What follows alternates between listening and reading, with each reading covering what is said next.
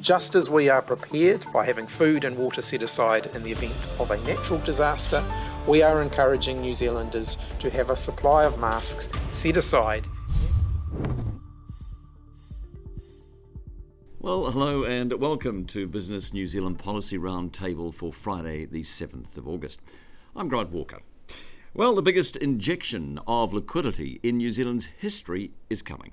Next week, the Reserve Bank is expected to announce it will increase quantitative easing to $90 billion over the next 18 months. The move will mean New Zealand's biggest ever issuance of bonds.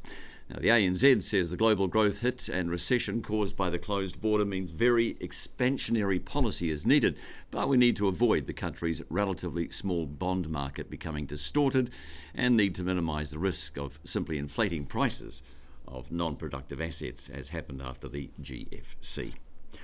Earlier this week, National Party leader Judith Collins attended a Porirua Chamber of Commerce business lunch, where she spoke to the audience about National's policies ahead of September's election.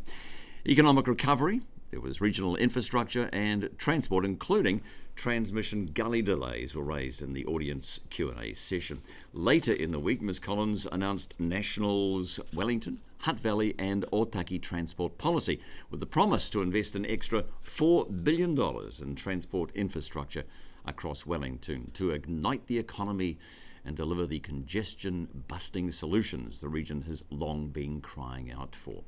Business Central and Wellington Chamber of Commerce Chief Executive John Milford has welcomed the proposals, in particular National's commitment to fund 100% of the Let's Get Wellington Moving state highway projects, rather than asking ratepayers to pick up 40% of the tab, which the current funding arrangements intend to do. Debate continues around a government proposal for a massive $4 billion pumped hydro scheme in central Otago. The scheme could smooth electricity prices and reduce reliance on fossil fuel-generated electricity, but critics say the huge scheme could distort New Zealand's well-functioning electricity market and make generators less likely to invest in new generation plant. The Business New Zealand Energy Council says fossil fuel generation produces only 4% of the country's emissions, so the scheme wouldn't greatly reduce overall emissions. The latest data from Paymark shows retail spending in July was strong, with the underlying value of payments up 11.4%. Spending grew in most retail sectors in July, particularly in cafes, restaurants and bars.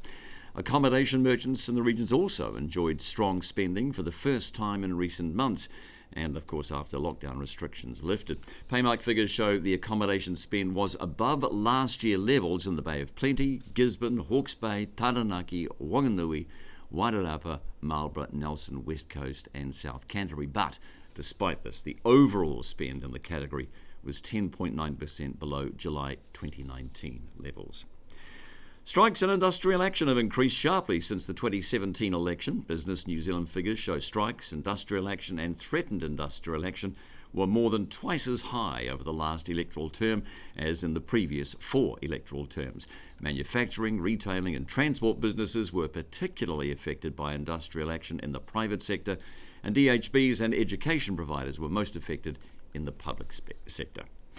The Ministry for the Environment released the first national climate change risk assessment this week, identifying 43 risks we face from climate change, 10 that require urgent action in the next 6 years to reduce their impacts.